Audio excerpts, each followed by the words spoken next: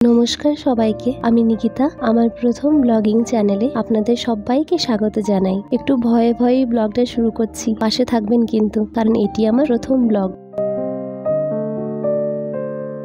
আজ শুক্রবার, ঘড়িতে বাজে এখন 5:45। মেয়ের টিফিন প্যাক করছি। আজকে মেয়েদের স্কুলে একটা অনুষ্ঠান আছে, যেখানে আমার মেয়ে বিড়াল সেজেছে। আজ মেয়ের আবদার, ও নাকি আজকে বাড়ির খাবার খাবে না, তাই ওর কথা মতো কেক দিয়েছি।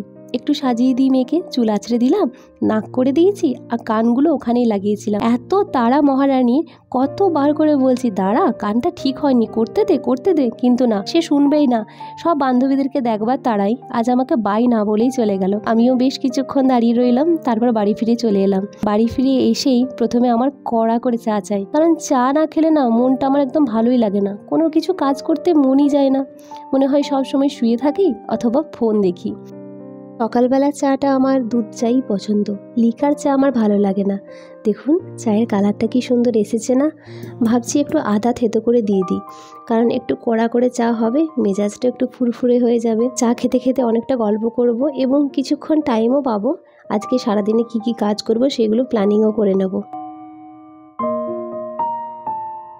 জানেন, এই চা খেতে খেতে নিজের সাথে গল্প করা অথবা নিজের মনের সাথে পরিকল্পনা করে নেওয়া যে আজকে কি কাজ হবে, মেয়েকে কতখানি সময় দিতে হবে, নিজের জন্যও তো সময় বের করতে হবে, এইগুলো যদি আমি নিজের মনের মধ্যে না আলোচনা করে রাখি, তাহলে হয় সেদিন বেশি কাজ হয়ে যায় অথবা কোনো কাজের মধ্যে গন্ডগোল হয়ই হয়। শেষমেশ দেখা গেল নিজের জন্য কোনো টাইমই পেলাম না। দেখুন, চা খাওয়া আমার প্রায় শেষের মুখে। এবার আমি ছাদে যাব, কারণ ছাদে না গেলে আমার সকালবেলার মন ভালো লাগে না। কেন জানেন? এদেরকে যে দেখতে পাই না, সারাদিনে যতই ব্যস্ততা থাকুক অথবা টায়ার্ড ফিল হই, এই গাছগুলোকে দেখলে না আমার মন একদম গাছের মতোই তরতাজা হয়ে যায়। এটা 2 বছর আগে লাগিয়েছিলাম, তখন অতটা ফুল দিত না। এই বছর যা ফুল দিয়েছে না, ভাবা যায় না। আর এটা হলো আমার বাড়ির গাছের কলকে, দেখুন কত বড় হয়েছে না। কিছুদিন যাবৎ ফুল দিচ্ছিল না, তারপর ওই গোবর সার, তারপর সবজির খোসা ধোয়া জল, এগুলো প্রত্যেক দিন আস্তে আস্তে দিতে দিতে ঠিক আবার ফুল ফোটা শুরু হয়েছে।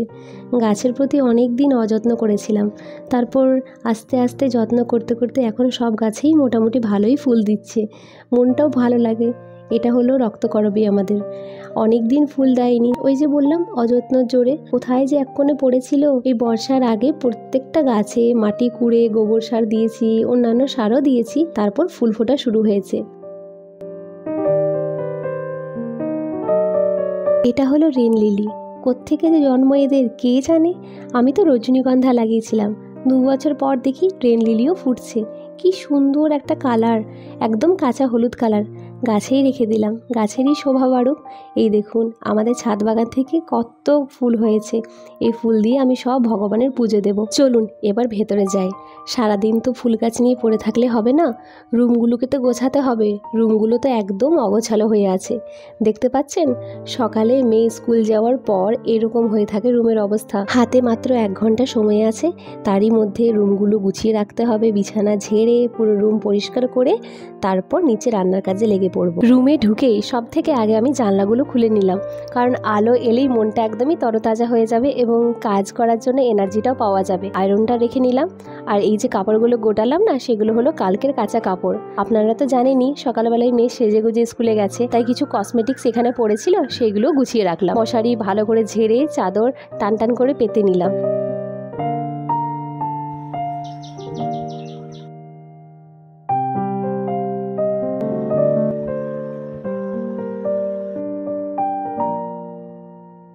বিছানা গোটানো একদম কমপ্লিট। চলুন এবার সোফাটা গুছিয়ে নিই। এই যে দেখতে পাচ্ছেন এত সব জিনিসপত্র। আমার মেয়ে রাত্রেবেলাতে খেলা করে, ছবি আঁকে, তারপর টেডি বিয়ার দিয়ে খেলা করে, যা কিছু করে রাত্রেবেলায় যখন শুতে যায় না গুটিয়ে সোফার মধ্যে জড়ো করে রেখে দেয়। এই যে টেডি বিয়ারটা দেখতে পেলেন, এটা আমি ওকে এই বছর জন্মদিনে গিফট করেছি। আর এই হ্যান্ড এমব্রয়ডারি করা অফ হোয়াইট কালারের সোফার কভারটা আমি আসানসোল থেকে কিনেছিলাম। এক দেখাতেই পছন্দ হয়ে গেছিল, এত সুন্দর। চলুন এবার গল্প করতে করতে সোফার পাশে এই সাইড টেবিলটা ডেকোরেট করে নিই। এই কালো রঙের ফ্লাওয়ার পটটা দেখতে পেলেন, এটা না নার্সারি থেকে কিনেছিলাম, কিন্তু এতটাই প্লেন ছিল, মানে একদম কালো কালারের ছিল। আমার কাছে কিছু অ্যাক্রিলিক্স কালার ছিল, সেটা দিয়ে আমি ফুল এবং পাতার এই ডিজাইনটা করে রাখি। আর এই যে সামনে 3টা বউ দেখতে পাচ্ছেন, এটাকে আমি পুরী থেকে কিনে নিয়ে এসেছিলাম। এটা কিন্তু কাঠের। এই বাঁশের ফুলদানিটাও আমি হস্তশিল্প মেলা থেকে 4 বছর আগে কিনেছিলাম। বলুন তো এই সাইড টেবিলটা কিরকম ভাবে ডেকোরেট করলাম, আমাকে কমেন্টসে লিখে জানাবেন কিন্তু।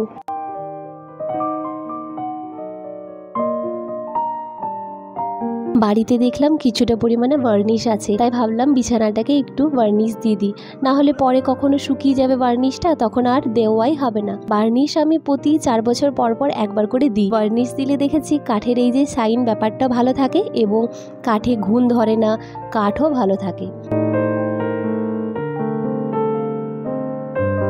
মেয়েকে স্কুল থেকে দিয়ে আসার পর দেখি এরকম ভুট্টা বিক্রি করছিল ঠেলাতে ঠেলাতে। সেখান থেকে আমি 10টা ভুট্টা নিয়েছি। আমার প্রতি ভুট্টা দাম নিয়েছে 5 টাকা করে। আপনাদের ওখানে ভুট্টার দাম কত কমেন্টসে জানাবেন কিন্তু। আর আসার পথে নিয়েছিলাম আমার মা মেয়ের জন্য চিকেন আর শাশুড়ি মার জন্য মাছ। ওনার জন্য একটা মাছ রান্না করা হবে আর এই ভুট্টাগুলো সেদ্ধ করা হবে। চলুন ততক্ষণে আমি চিকেনটাকে একটু ম্যারিনেট করে দিই। চিকেনের মধ্যে আমি হলুদ, নুন, তেজপাতা এটা ম্যারিনেট করে দিয়েছি। আর যে মশলাটা বেটে রেখেছিলাম, অর্থাৎ পেঁয়াজ, আদা, রসুন, কাঁচা লঙ্কা, সেই বাটা মশলাটা অর্ধেকটা দিয়েছি চিকেনের মধ্যে আর বাকি অর্ধেকটা দেবো তেলের মধ্যে কষিয়ে। এইদিকে চিকেনটা ম্যারিনেট হয়ে থাকুক, ততক্ষণে আমি ভুট্টাগুলো সেদ্ধ করে নিই। এরপর ব্লগটা শুরু হচ্ছে সেই বিকেল 4টে থেকে। মেয়েকে স্কুল থেকে আনার পর খাইয়ে দাইয়ে স্নান করিয়ে রেস্ট নিতে বললাম, কিন্তু না, উনি আবার রেস্ট নেবেন না। উনি বললেন সানডেতে ছবি আঁকার ক্লাস আছে, তাই ছবিটা একটু এঁকে নিই। আমি বললাম ঠিক আছে আঁক। এটা একটা কার্টুন ক্যারেক্টার দিয়েছে, আমার তো নাম জানা নেই, যদি আপনারা জেনে থাকেন কমেন্টসে জানাবেন তো। প্রথমেই এর ফেসটা আঁকতে এতটা পরিমাণে প্রবলেম হচ্ছিল মেয়ের যে বলে বোঝাতে পারবো না। তারপর ওকে আমি একটু ট্রিক্স দেখালাম, তারপর দেখলাম হ্যাঁ খুব সুন্দর করে ছবিটা আঁকতে পেরেছে। এই যে দেখুন ছবিটা ভালোই এঁকেছি, কি বলেন আপনারা? ভেবেছিলাম মেয়েকে নিয়ে বিকেলে কোথাও বেরোবো, কিন্তু দেখুন বাদ সাজলো এই প্রকৃতি।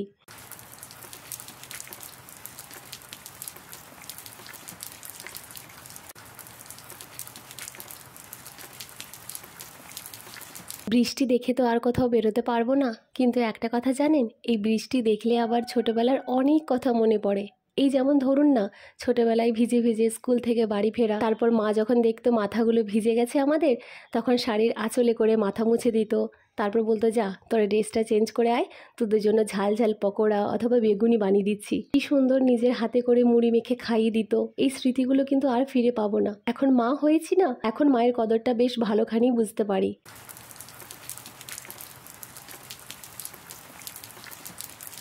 আশা করছি আজকের এই ব্লগটা আপনাদের ভালো লাগবে। যদি ভালো লেগে থাকে তাহলে লাইক করার পাশাপাশি চ্যানেলটাকে একটু সাবস্ক্রাইব করে দেবেন। আপনারা ভালো থাকবেন, সুস্থ থাকবেন। দেখা হবে আবার একটা নতুন ভিডিওর সাথে।